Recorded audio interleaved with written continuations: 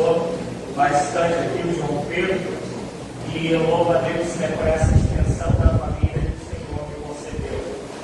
Chiquinha, a Madalena, paz, bom dia. Amados, vamos abrir a nossa Bíblia, no Salmo de número 51. E deixe aberto aí o Salmo de número 51. Não vai dar muito certo não, porque o pessoal não tem telefone, né? Então não vai dar para fazer como eu gostaria. Então, vamos fazer o contrário. Vamos ler primeiro 1 Reis 15, verso 5. E depois a gente vai manter aberto o Salmo 51. Mas a gente vai ler 1 Reis 15, 5.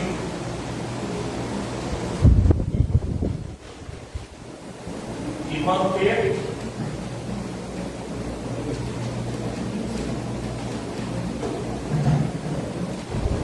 aberto depois do Salmo 51, 1 Reis 15, 5. Amém? Amém. Isso, amém? Amém. Aqui também está ali, né? Diz assim a palavra do Senhor: pois Davi tinha feito o que era reto aos olhos do Senhor, e não tinha se desviado de tudo o que lhe ordenara em todos os dias da sua vida, senão no caso de Urias, o Heteu. Vamos ler mais uma vez? Pois Davi tinha feito o que era reto aos olhos do Senhor, e não se tinha desviado de tudo que lhe ordenara em todos os dias da sua vida, senão só no caso de Urias, o Heteu. Deixa agora aberto o Salmo 51. Amados, eu tenho aqui amigos de algumas datas diferentes da caminhada, né, da minha vida. E alguns outros tantos disseram que aqui não estaria, mas a gente sabe também que o domingo de manhã demora para muitas vezes, né? Mas eu louvo a Deus também pela vida deles, o Ricardo, o Dais, eu com certeza que viria, o maestro da Graciada, falou comigo, aquele que fica aqui, falou que viria. Enfim, e eu tenho, de maneira assim mais estritamente, os que me conhecem há muito tempo. Eu tenho Cid, né? Você já me ouviu falar várias vezes aqui sobre ele, e ele deixou ele, Celso, deixado para ter que ir embora, né? Mas Deus é bom o tempo todo. Mas o Cid, nós nos conhecemos desde a adolescência. E só vamos ficar, e eu falei isso aqui algumas vezes, né? Então não vou entrar nos detalhes, bem próximos dos últimos 4 anos, mais ou menos, né, Cid? Que a gente acabou de morar próximo. Então a gente se via praticamente quase todos os dias. Era raro um dia que nós não estivéssemos juntos. Era a igreja, era pelada. E veio também aqui o Celso, que a gente se conhece há 14, vamos botar aí 14 anos, né, Celso? Que a gente se conhece, a gente trabalhou junto na Polícia Militar. E posso então dizer que Celso conhece um pouco mais do fogo, né, Celso, né? Pela Polícia Militar. E com o passar do tempo, a gente também acabou indo morar próximo. Quando eu voltei do Peru, a gente descobriu que ele estava morando no Recreio e ele acompanhava as lives, as pregações. E até que, para a glória de Deus, eu e ele, Sidney, e tantas coisas, né, que nós vivemos juntos, nós passamos a fazer estudos juntos, às vezes na casa do Sidney, às vezes na casa do Celso. E na última quarta-feira de dezembro do ano passado, o Celso se batizou na Igreja Batista de Jerusalém. Gente, meu amigo é meu irmão em Cristo Jesus. Vamos estar juntos na eternidade, para a glória de Deus. A gente tem aqui o Zé Carlos e a Sol, o pastor Zé Carlos. Como eu falei no começo, a gente se conhece há tanto tempo, mas é um presente de Deus, né, para a minha vida, para a minha família. Eu louvo a Deus que ele esteve enfermo e hoje ele está aí bem, para a glória de Deus. A Sol também deu um sentido bom na gente, né, Sol? E a gente participa da mesma agência missionária, da MCE. E o dia que nós nos conhecemos, já foi, assim, parecia que eles se conheciam há 300 anos, estou mentindo? Né? E até hoje, assim, eu estou no fundo com eles, fiquei de visitá-los, né? Acabei não indo, mas a gente parece que se conhece há muito tempo. João e João Pedro, né? A gente se conhece desde janeiro de 2017. Mas a minha esposa conhece o João há muito desde, da época, né, da caminhada dos jovens da igreja metodista. E João e família se tornaram uma extensão da nossa família. Tinha época que tudo que a gente fazia era junto, até que ele se divorciou de mim, né, quando eu viajei para a parte Anchieta, né? E então a gente, eu fui pastor com eles, e a gente tudo dá junto. A gente tem até um grupo que é Queral, né? Que é a família Melo com a família Amaral. Então o grupo Queral, a gente tem hoje aqui a nossa amada irmã Elza. Gente, imagina uma mulher de fé, Zé Carlos. Essa irmã. Enquanto eu pastor dela com o comendador Soares, ela perdeu, não lembro mais a ordem, perdeu o primeiro marido, né? O filho. Um tempinho depois, um mês, né? Ela perdeu o marido no culto de quinta-feira, se não me engano, ele estava na igreja. Dias depois, a gente estava enterrando. E nesse inteirinho, ela tem experiência do Espírito Santo, não é isso? Ela vem perdendo algumas pessoas. A irmã Elza tem mais ou menos 120 anos, né? E a gente nunca viu essa mulher de Deus reclamar. Nunca viu murmurar. Sempre pronta para abençoar, sempre pronta para ajudar. E por que estou falando dessas pessoas, além delas fazerem parte da minha história, estarem aqui? Eu tenho pessoas que aí eu poderia dizer, principalmente como o Celso, que conhece na polícia militar, como o João, que a gente estava junto o tempo todo, né? O Sidney, que era todo dia intensamente a gente junto. São pessoas que me conhecem muito bem. Conhecem as minhas falhas, conhecem o meu amor pela amizade, conhecem o meu amor por Cristo Jesus, o meu amor pela palavra. Pessoas que conhecem a minha dedicação naquilo que Deus confiou a mim, conhecem a minha disposição para o trabalho. O Celso, né, pegou a época, né, que Tiago doente, eu trabalhava na ilha do governador da Ilha Grande, e vendia descartáveis na Ilha Grande. Antes de eu ir para lá para a gente trabalhar junto, eu trabalhava com o irmão dele, Cunha, que mora lá em Bangu, mecânico de primeira mão. E aí eu tinha, entre a Benito e o cara que era da Alessandra, eu tinha um Ford de carro da Alessandra Júnior, descendo com Guaratiba para ir para lá, trazendo aquele puxadinho, aquele carrinho, com mais de 1 tonelada do carro, Ford de carro. Na descida da João Guaratiba, o carrinho quis passar à frente do Ford de carro. O que aconteceu? Rasgou embaixo o Ford de carro. E eles conhecem bem as minhas de trabalho, o Sidney também. Então são pessoas que eu sei medo nenhum. Posso ver que vocês vão sentar com elas. Elas vão contar de mim e todos os detalhes. Eu como pai, que a gente troca as confidências, eu como marido, né, Sidney? Eu como peladeiro, com problema na coluna. O que vocês quiserem saber de mim, vocês podem sentar com esse povo aqui, eles vão contar sobre a minha vida.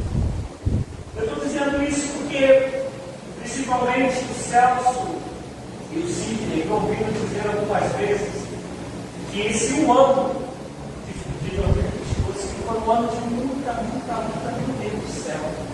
E lutas em áreas assim que você falar da parte econômica, maternidade, família, sogros, pais, institucional, o que tu pensares aí de luta, processo da justiça, o que tu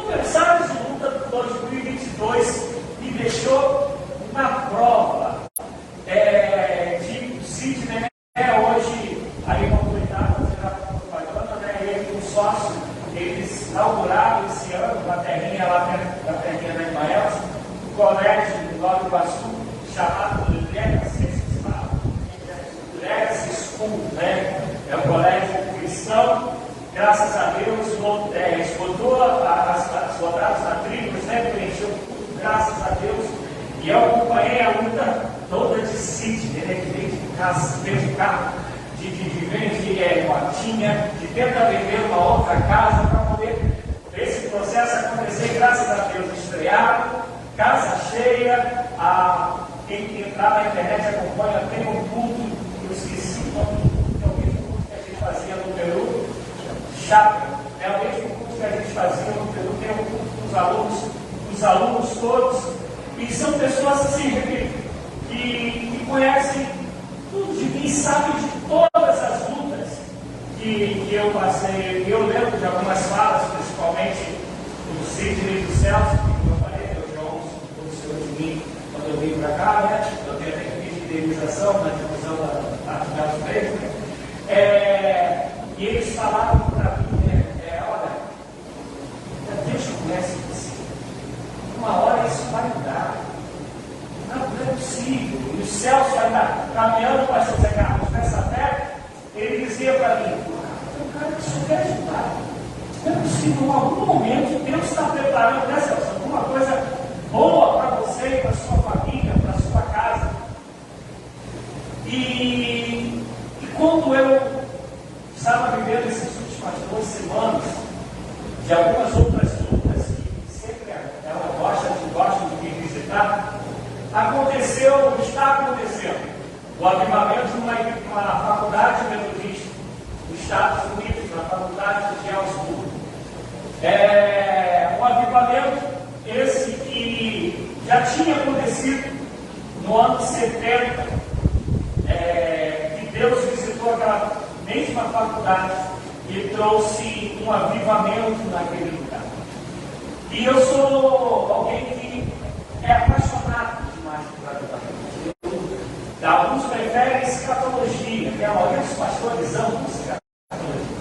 Eu amo avivamento, eu sou apaixonado por esse desejo de Deus de levantar o povo para ele poder dizer: eu quero salvar a humanidade, eu quero resgatar o perdido, eu quero libertar o cativo. Que avivamento é nada mais Deus se manifestando para chamar os seus, para se colocar na condição a fim de ser instrumento de salvação de todos.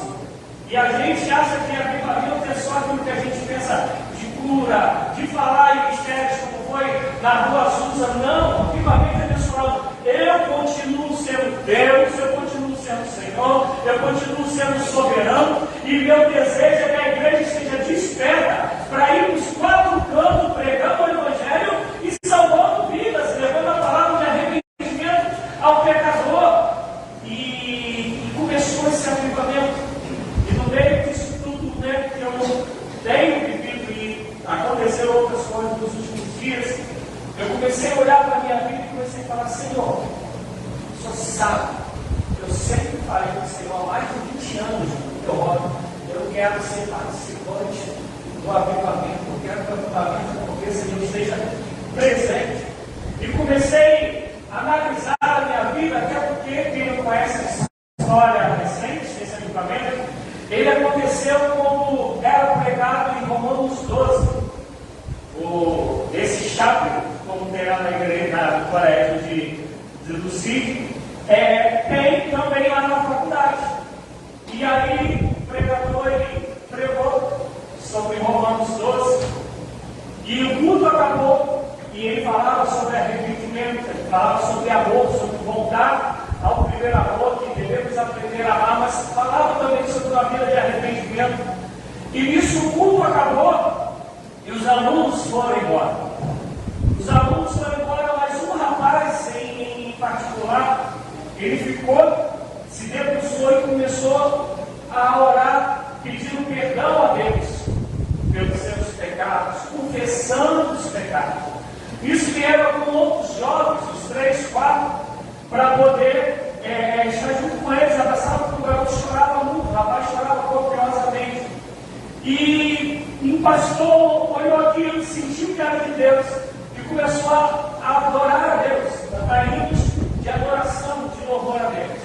E começou no mover de Deus. E aí, jovens que tinham ido, começaram a voltar, a voltar, a voltar, a voltar. E ficaram aí 2 semanas ininterruptas de adoração, pregação sobre arrependimento, culto só de adoração a Deus, de louvor a Deus, falando da grandeza de Deus, falando da justiça de Deus.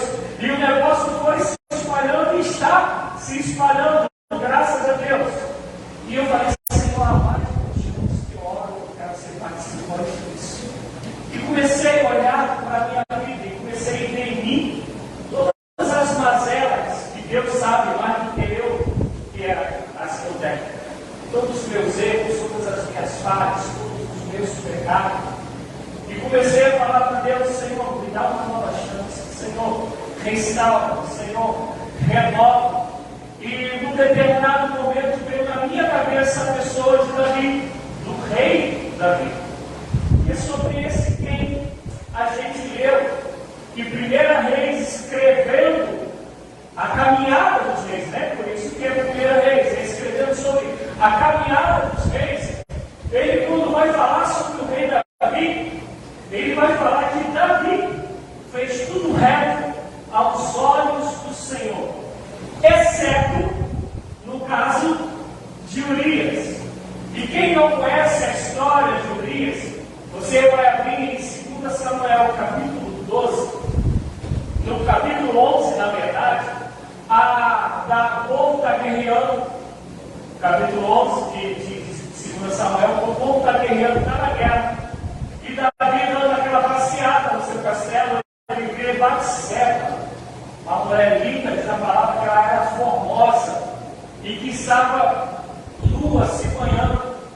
E ele olha para ela e ele é rei. E ele abre a desejo.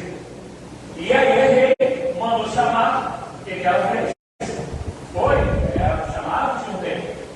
E nisso ela engravidou. Então Davi ficou apavorado. E agora? Como ela engravida, se o marido dela, Urias, está guerreando?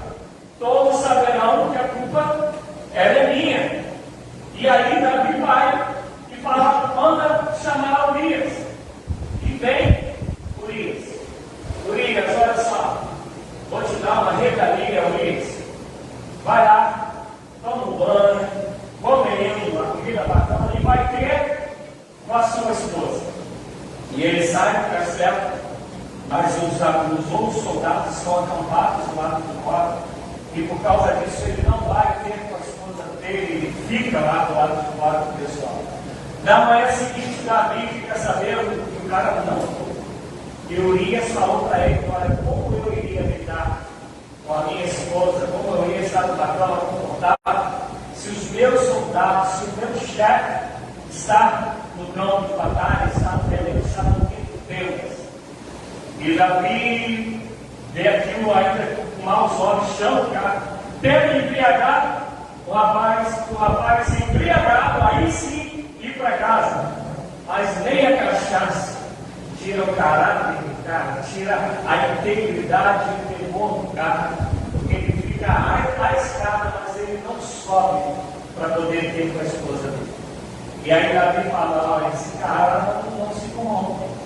Chama o chefe, fala, bota esse cara no lugar pior para a batalha, lá na frente, para lutar com os mais perversos do outro lado, os mais adestrados do outro lado, e não fica preocupado com isso não, deixa que eu resolvo. E aí acontece isso, Urias fica na frente da batalha e ele morre. E vem a notícia que Urias havia morrido. E Davi fica como se tudo que ele tivesse feito era direitinho, era legal, era sábio, homem, malandro. Mas aí no capítulo 12 de 2 Samuel, veio um profeta chamado Natã e chega para Davi e conta, Davi, se o cara é todo mundo fazer, eu sei, o cara tem muito gado, muito ovelha, muito cordeiro, ele tinha muito, mas ele tinha um empregado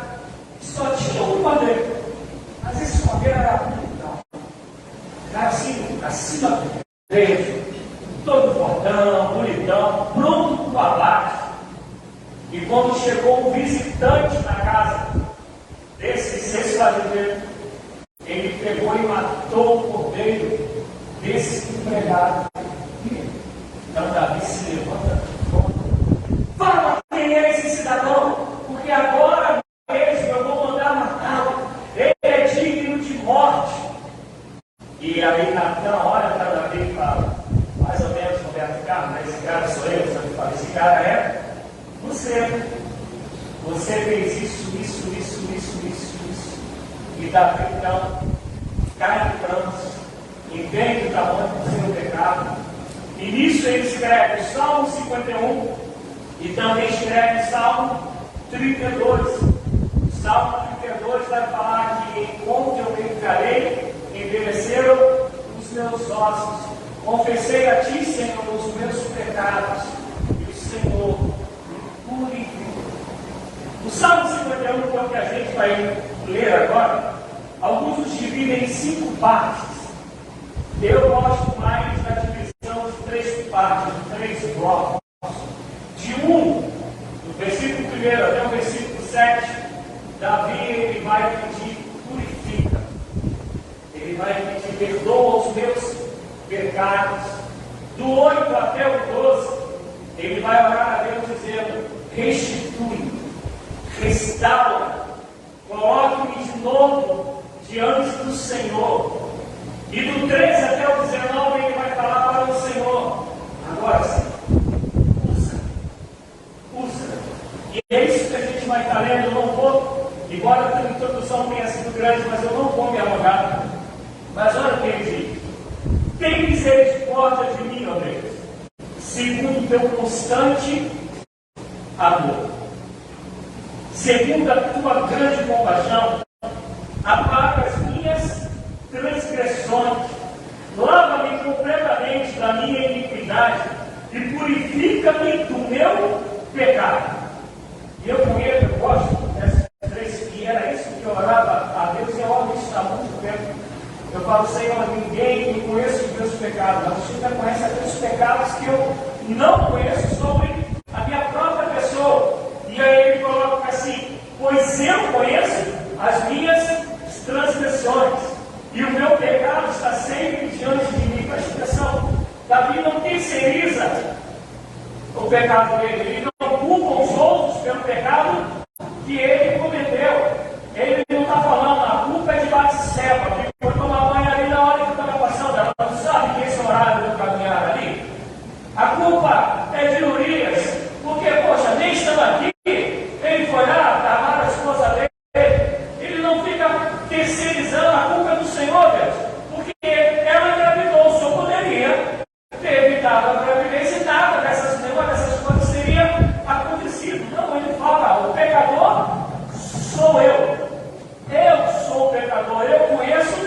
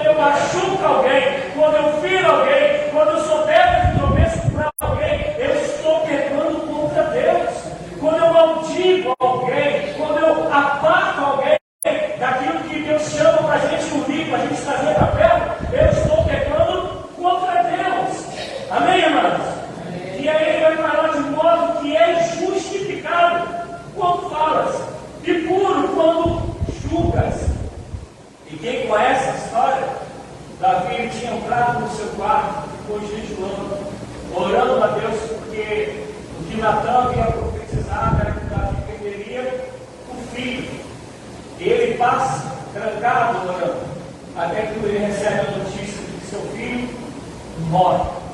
Escuta, por favor, o que eu vou falar agora.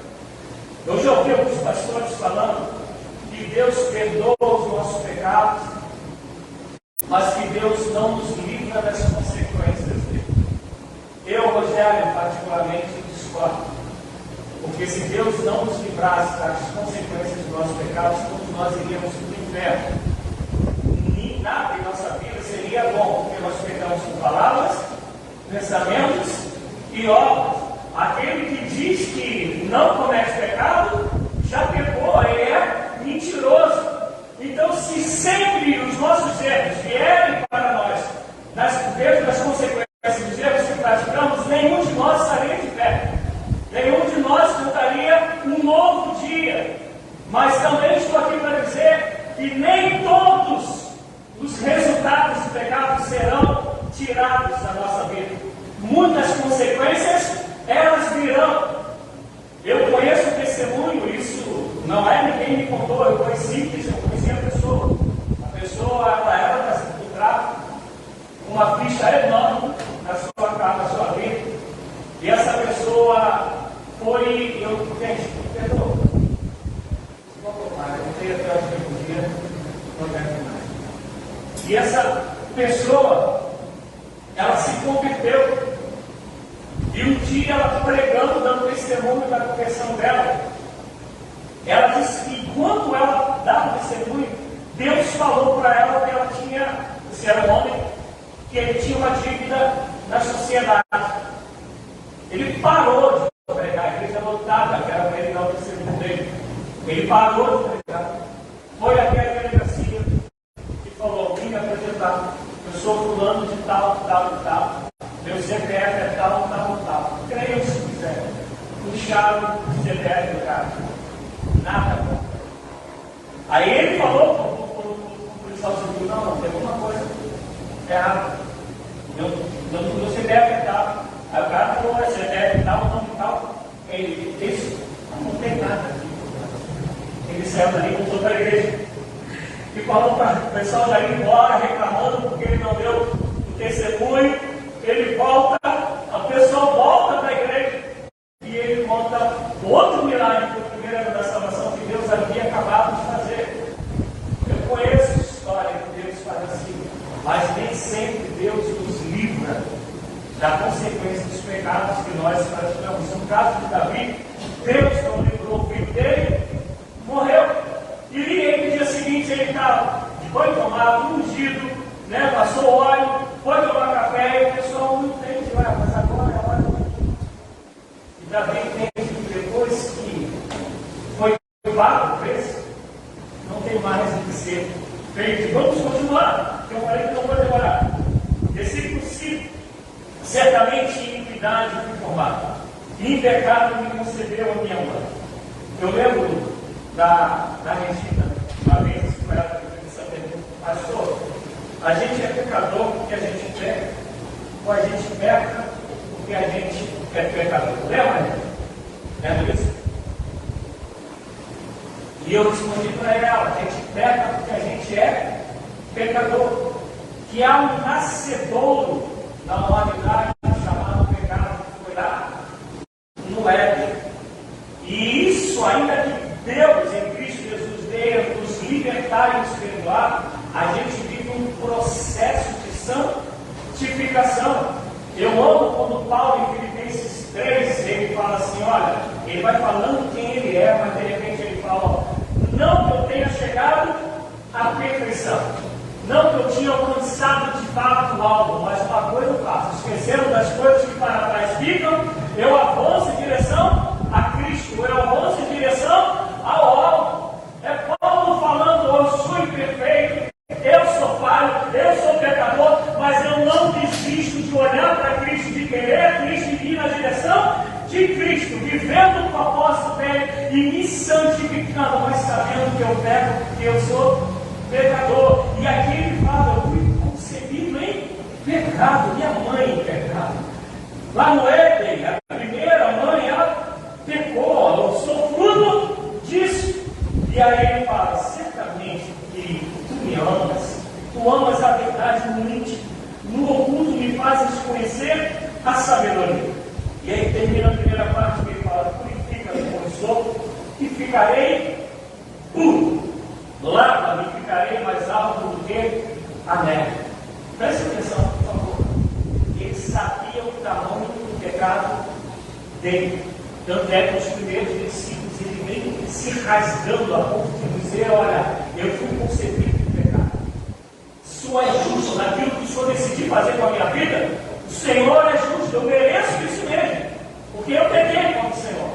Mas ao mesmo tempo, pecado no coração, na fé que ele tem, no amor de Deus, na misericórdia de Deus, na graça de Deus, sabendo como ele vai dizer lá no final, que o coração quebrantado e contrito, Deus não despreza, sabendo que Deus é misericordioso para com aqueles que o buscam, que aquele que confessa os seus pecados, os deixa, os seus pecados o Senhor não se lembra, mas ele, com essa convicção, ele vai dizer: purifica-me com sopo e ficarei puro, lava-me e ficarei mais alto do que a neve. É o que a gente canta, né? Alto mais que a neve. E aí ele vai para a segunda parte. Ele vai clamar a restituição sobre a vida dele, sobre o ser dele, sobre o caráter dele, sobre a fé dele, sobre essa possibilidade de ser melhor em Deus, de ser de fato um homem segundo o coração de Deus. Ele vai dizer: faz-me ouvir júbilo e alegria, regozije-se os ossos que tu quebraste, esconde a tua face dos meus pecados e apaga todas as minhas iniquidades. Cria em mim, ó Deus, a restauração. Cria em mim, ó Deus, um coração puro e renova em mim. Faz de novo, ser novo em mim, um espírito reto. Não me lances fora da tua presença e não retires o teu Espírito Santo. Torna a dar-me a alegria da tua salvação e sustém-me com o espírito voluntário. Lembra quando eu falei que às vezes Deus vai nos livrar da consequência dos nossos pecados, mas às vezes não. O salário, o boleto chegará. Mas tem uma coisa que sempre acontece. Isaías 59, 2 diz que o pecado faz separação entre Deus e o homem. Se tem uma coisa que o pecado faz, é nos separar de Deus, independentemente do que virá na vida como ela é, no dia a dia. E com essa certeza, ele diz assim: ó, não me lances fora da tua presença, não retires de mim o Espírito Santo. Ele sabe que uma vida de pecado extingue o Espírito, nos separa do Espírito. E aí ele vai dizer: torna a dar-me a alegria da tua salvação, louvado seja Deus, e sustente com o Espírito voluntário. Isso é profundo demais. Isso é forte demais. É alguém que sabe quem Deus é, mas também é alguém que sabe o que é o preço, que é o salário do pecado. O salário do pecado é a morte. Mas louvado seja Deus pela sua graça, pela sua misericórdia. Mas aqui está o homem dizendo: eu quero ser restaurado, eu quero ser renovado, eu quero, Senhor, estar na tua presença de novo, uma vez mais, e quero ser melhor, porque ele fala: dá-me o Espírito reto. Então, olha só, a convicção de quem sabe o que acontece com esse ser quando Deus está, quando Deus renova, quando Deus perdoa. Eu acho tremendo em nós cristãos a habilidade que nós já falei isso muitas vezes na minha vida, a habilidade que a gente tem para apontar erros, para apontar pecado dos outros. Há um tempo tinha até uma moda aí que falava que quando se aponta por lá, um vai para Deus e 3 vem para você, né, Maria? Mas a gente tem essa habilidade. Eu gosto do ditado da minha Aparecida Magena. Você que conhece, a irmã Elba conhece, a irmã Madalena, que fala que o macaco ele enrola o rabo, senta em cima para poder falar do rabo do vizinho. Conhece a essa? Minha avó tinha Aparecida falava isso. 2 ditados que minha avó falava do que era esse, e faria pouca, meu pirão primeiro. Essas eram as marcas da minha avó. E a gente é assim. A gente tem essa habilidade para acusar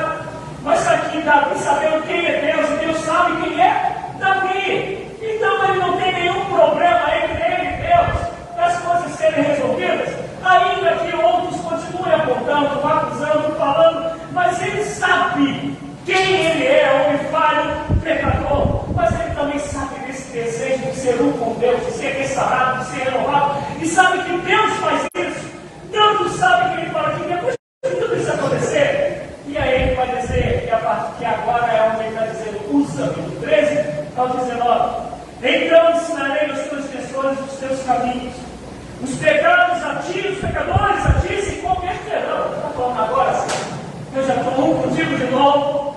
Tudo isso que eu estou falando com o Senhor acontecendo, eu sei que agora eu vou pregar para o pecador como eu. Se arrependa, porque Deus me perdoa, Ele é poderoso para te perdoar. Deus me restaurou, Ele é poderoso para te restaurar. Deus me renovou, Ele é poderoso para te renovar. Deus te justificou, Ele é poderoso para te justificar. É o sangue de Cristo Jesus, louvado seja Deus.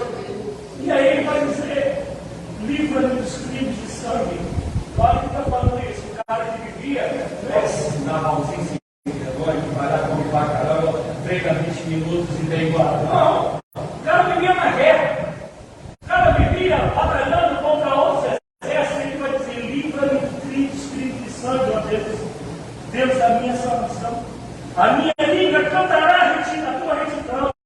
Abre, ó Senhor, os meus lábios, e a minha boca entoará o teu louvor. Não te comprases em sacrifícios. Lá no Velho Testamento, o cara já está falando que Deus não tem prazer em sacrifícios. Senão eu estaria. Tu não te deleitas em holocausto. Não. Os sacrifícios para Deus são os espírito quebrantado. Há um coração quebrantado e contrito, tu não desprezarás, ó Deus. Abençoa-se, agora. Ele está de pé, como um homem de Deus, olhando para todo Israel, olhando para todo o povo que Deus configura ele. Eu fico na minha cabeça imaginando ali assim, pé macho, com as mãos assim, sabendo que ele foi restaurado, retornado, justificado, sabendo que ele sabe quem ele é culpado, ele é pecador, ele sabe que agora ele pode se levantar com o Espírito reto e dizer, Senhor, abençoa Sião segundo a tua boa vontade, edifica os muros de Jerusalém, então te agradarás do sacrifício de retidão, dos holocaustos e das ofertas queimadas. Então sobre o teu altar se oferecerão novilhos. Nós aprendemos que não existe pecadinho nem pecadão. Pecado é pecado. Ainda que a Bíblia nos ensine em João que a blasfêmia contra o Espírito Santo é esse pecado, não é pecado, eu não vou entrar na parte teológica, senão ia demorar, mas como a Bíblia diz que é o Espírito Santo que nos convence do pecado, da justiça e do juízo. Se eu não creio no Espírito, se eu não dou lugar ao Espírito, logo eu não tenho a possibilidade de alcançar o perdão, de ser convencido do pecado. Mas não há pecadinho e pecadão.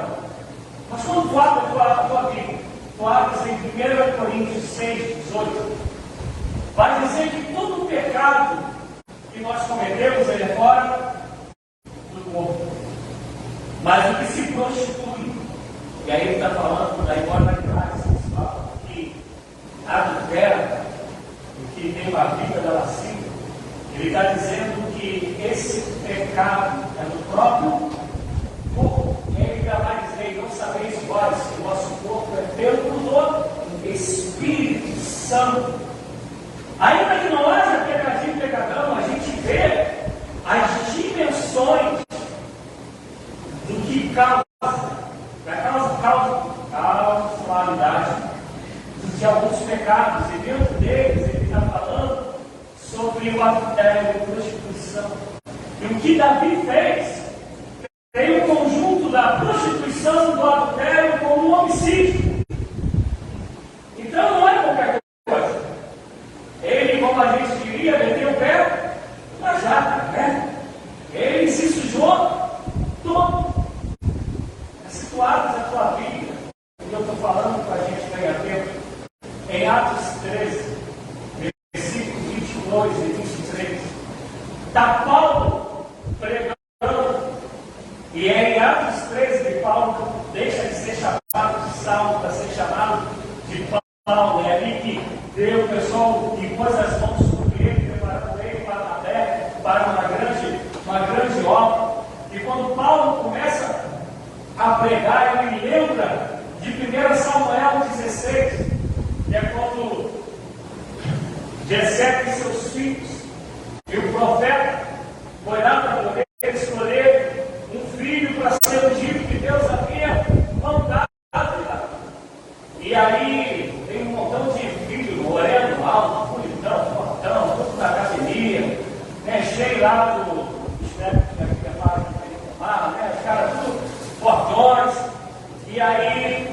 ver a Deus, não é esse. Eu não vejo como ver o homem, eu vejo o coração. Que o próprio pai não consegue mais achar filhos. Olha, os que eu acho que poderia ser, não tem. Mas Deus fala, não, tem um outro menorzinho, cuidinho, que está lá no fundo cuidando das ovelhas. Ah, esse daí. Nem o próprio pai fazia fé em Davi. E Davi é um tipo dele. É Davi que vai lutar contra Golias, e a gente conhece toda a história. Mas Paulo, quando vai falar sobre isso, ele vai dizer o seguinte, que Davi era homem segundo o coração de Deus. Isso no verso 22 do capítulo 13 de Atos. No verso 23,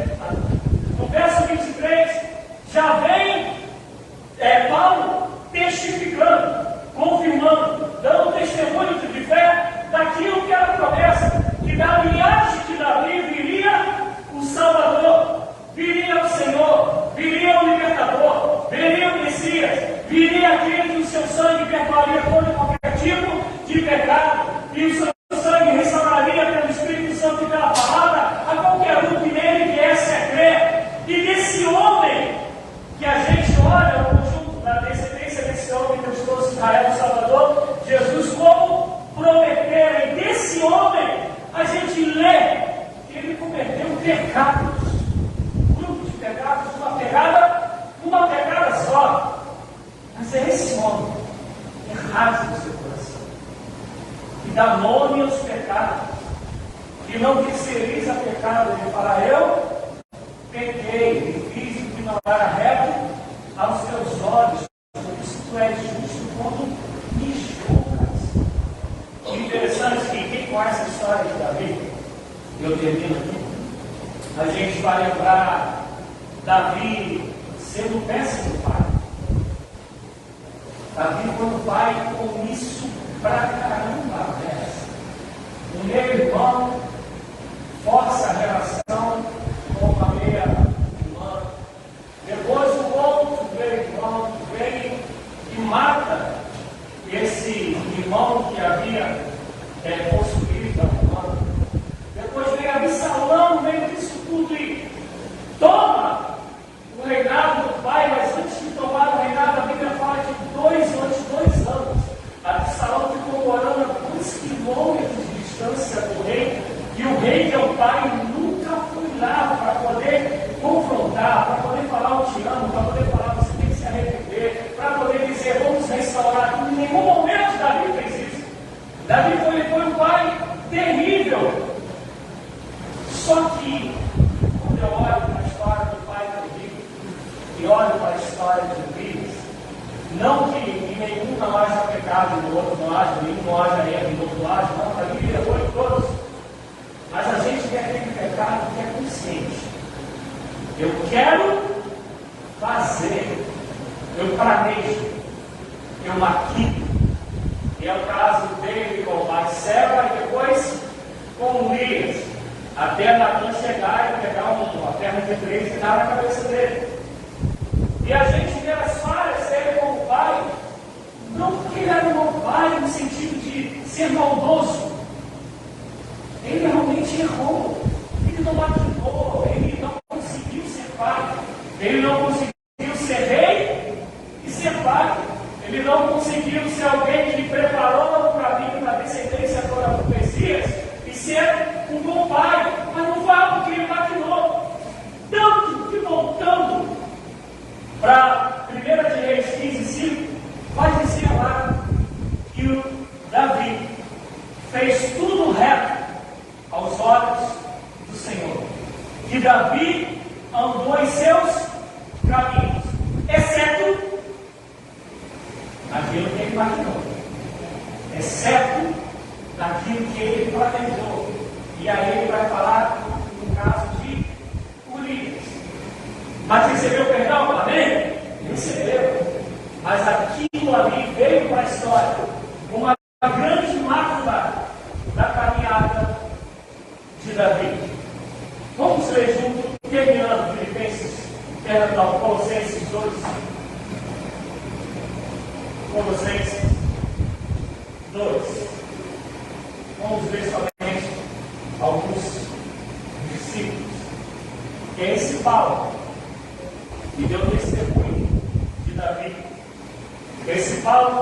perseguidor da igreja, a ponto de, em Atos 7, ser alguém que ordena a morte de Estevão, que está pregando o Evangelho. Esse Paulo, que a Bíblia diz que ele suspirava ameaças contra a igreja do Senhor, a ponto de o profeta ter medo dele. Quando Deus manda Ananias ir lá à rua direita orar por ele, ele fala: não, mas isso não, Deus, é salvo, isso aí é terrível. E aí Deus fala: rapaz, não sabes o que eu vou fazer com ele, nem quem ele é. Ele é precioso, importa que ele sofra muito por amor ao meu nome. E aí Colossenses 2, a partir do 4.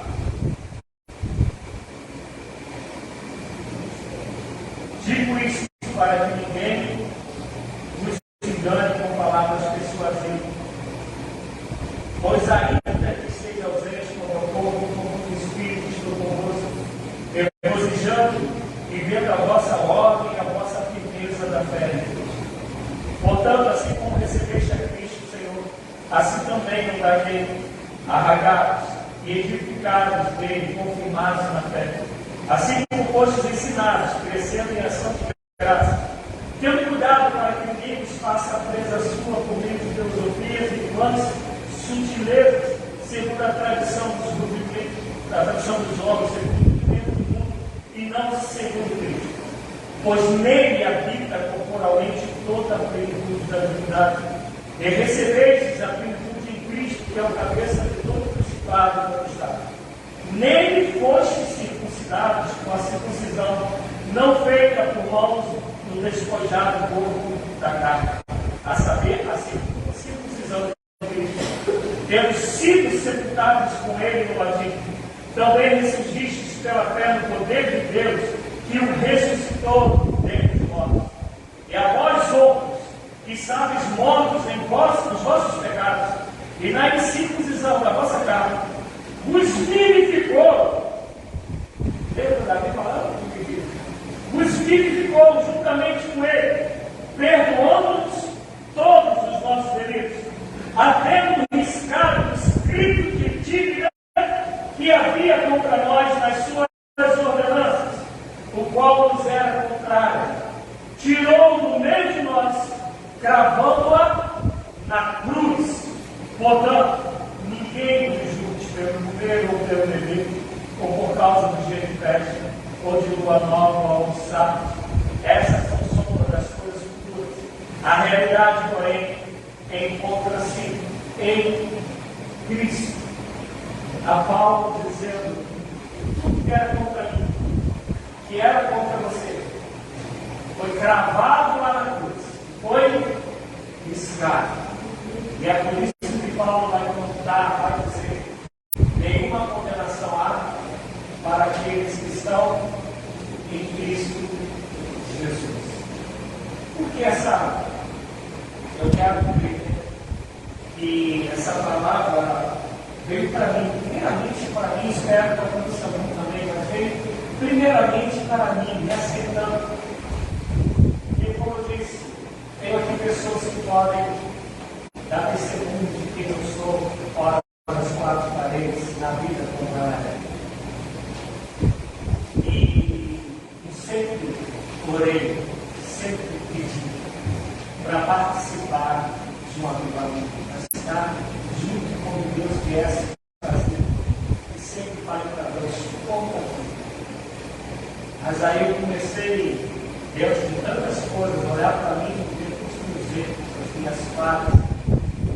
Isso me machucou muito, porque tu começas a ver esses limites para eles mesmo. Uma coisa é o que outros acham da gente, outra coisa é o que a gente mesmo acha da gente, e outra coisa é o que a palavra diz, quem a gente é. E quando essa palavra confrontar, dos filhos, né, que deixa um monte de vezes, minha esposa, eu passei praticamente dias que eu só sabia ficar, Maria, de joelho. Eu não sabia ter outra postura que eu fosse ficar de joelho orando. E nessas orações, Deus trouxe para mim, trouxe esse homem pecador que não quer pecar, falho que não quer falhar, e comete pecados que eu e você, se fosse no dia de hoje, estaremos condenando para o resto da vida dele, dizendo que não há mais jeito, já era. E como na época de Davi, graças a Deus, não tinha internet, né? Ele falou com Deus e foi restaurado, e da descendência dele veio o Messias. Da genealogia nasceu o Salvador. E eu comecei a falar: Senhor, eu sou talvez igual ou pior do que Davi, mas eu sigo ao mesmo Deus que Davi. Só pode me restaurar, só pode me purificar, só pode me usar, só pode me enviar, só pode me usar. Mas há um propósito. Como Deus faz? É para que tu cante louvores da lei de Deus, é para que tu adore, é para que tu faça conhecido por onde tu passares, em todo o tempo. Davi, no Salmo 71, diz que ele estava já bem velhinho. É um salmo muito usado, aniversário da pessoa de idade avançada. Mas eu amo quando Davi, bem velhinho, ele fala: Senhor, renova as minhas forças, para que eu continue a pregar, fazer o Senhor conhecido nessa geração e na geração vindoura. É aqui, agora e é depois. Eu quero que todos saibam que o Senhor é Deus. O homem cansado, Zé Carlos, de luta, de guerra, de decepções familiares, de tantas dores. Ele fala: eu quero continuar no Senhor, porque o Senhor é Deus. Estamos indo para São Mateus. E como a Luciene falou aqui, a gente sabe o que fala, a gente sabe o que a gente lê. E anteontem, Zé Carlos, eu descobri que eu vou ser responsável por uma igreja local e mais 3 congregações. Eu descobri isso anteontem, conversando com o irmão da igreja. Eu fui perguntar qual é a programação para a igreja. E aí ele está demorando a escrever, mas por que demora para poder responder a programação da igreja? Aí ele briguei quando ele apareceu.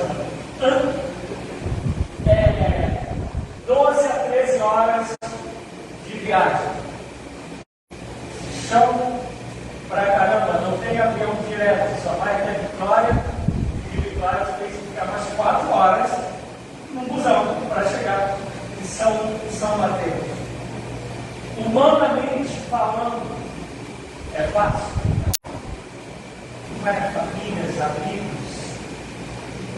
Não é fácil em saber o que esperar.